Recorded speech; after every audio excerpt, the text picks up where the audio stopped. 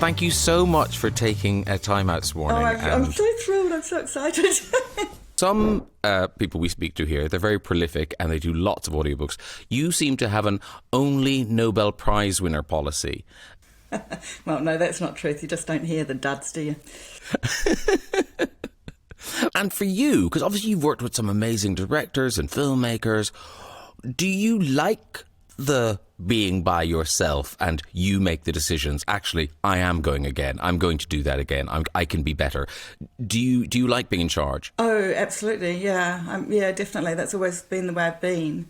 Yeah. In a lot of situations on set, I'm known as Scary Fox. You know, that terrible word that they use about actors called difficult? What it means is that they just want to do the best they possibly can. And really, I've been very lucky because I've mainly only worked with people who want to work with me, who want to enable me to do my best, who will provide the security and the trust and the love and the inspiration.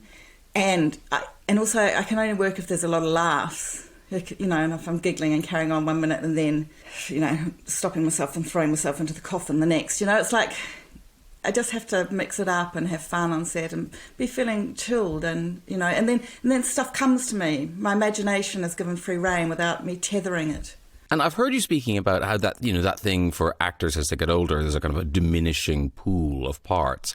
So are audiobooks wonderful for you because, you know, you get to play, Juliet Stevenson talked about this, she gets to play everybody, the men, the women, the young, the old. Oh, but she's so amazing at it. It's so weird. Like, I don't know what I'm presenting, because I also read Nine Perfect Strangers for Celia de Wolf. Do you know?